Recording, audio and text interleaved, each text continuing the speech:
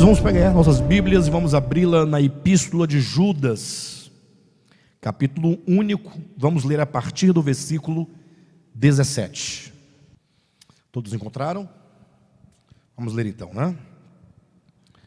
17 a 25. Vós, porém, amados, lembrai-vos das palavras anteriormente proferidas pelos apóstolos de nosso Senhor Jesus Cristo, os quais vos diziam: no último tempo haverá escarnecedores, andando segundo as suas ímpias paixões. São estes os que promovem divisões, sensuais são os que não têm o Espírito. Vós, porém, amados, edificando-vos na vossa fé santíssima, orando no Espírito Santo, guardai-vos no amor de Deus, esperando a misericórdia de nosso Senhor Jesus Cristo para a vida eterna. E compadecei-vos de alguns que estão na dúvida, salvai-os arrebatando-os do fogo. Quanto a outros, sede também compassivos em temor, detestando até a roupa contaminada pela carne.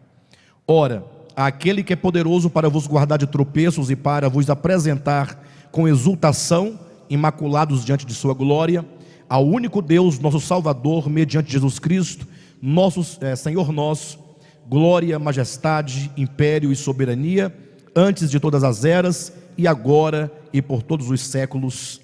Amém. Queridos, hoje chegamos à mensagem final desta epístola, né? Nós conseguimos cumprir com o que foi proposto, de falar essa epístola desde o seu início até a conferência.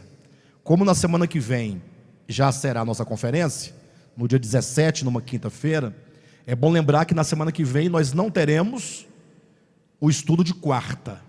Por quê? Para não ficar uma semana muito intensa, né? Nós vamos vir na quinta, na sexta, no sábado e no domingo, então creio que é suficiente, né? Então não precisamos de fazer um esforço maior desnecessariamente, tá bom? Bem, então nós hoje chegamos à última mensagem e eu quero aqui dividi-la em pelo menos 3 pontos que são importantes.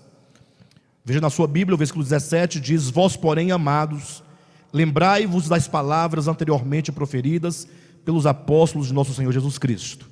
Então o primeiro ponto que eu quero conversar com os irmãos hoje à noite é sobre essa necessidade dessa lembrança. Em segundo lugar, versículo 20, eu quero abordar aqui alguns conselhos que ele nos concede, no sentido de como nós devemos então viver nestes dias finais.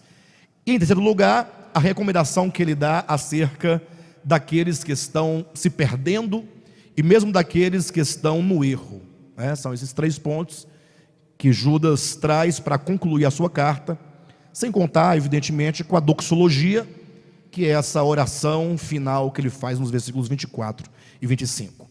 Bem, diante do quadro que Judas nos apresenta, é importante lembrar que Judas apresenta um quadro muito dramático. Se nós lermos, por exemplo, a segunda carta de Pedro, lermos Judas, lermos 2 Timóteo, são 3 cartas, por exemplo, que trata com bastante profundidade acerca de como seriam os últimos dias da história humana. Tanto 2 Pedro vai dizer sobre os últimos dias. Aqui Judas, ele diz assim também, versículo 17, né? Versículo 18, os quais vos diziam no último tempo. Então Pedro fala sobre isso na sua segunda epístola, Judas também fala, e 2 Timóteo também nos adverte com respeito a esses últimos dias finais da história humana. Ou seja, a Bíblia, em pelo menos 3 livros, evidentemente que em todo o Novo Testamento nós vamos encontrar advertências como esta, como também em 1 Tessalonicenses capítulo 5, mas essas 3 epístolas, de uma maneira particular, ela nos desperta a atenção, nos chamando à lembrança. Ele diz assim: olha, vós, porém, amados, lembrai-vos das palavras que os apóstolos disseram. Ele quer dizer que é muito provável que, em razão do tempo em que a gente vive, é um tempo não somente de muita apostasia, um tempo de muito engano, mas sobremodo também um tempo de uma vida muito intensa, de muito labor. Nós vivemos numa vida muito corrida, de muita tecnologia, de muito trabalho, de muitos afazeres. Até algumas pessoas que dizem assim, às vezes, né? parece que o tempo está passando mais rápido. E eu digo, não, o tempo continua sendo contabilizado, né, mediante o seu movimento de rotação da Terra. Minutos, segundos, minutos, né, horas, enfim, dias.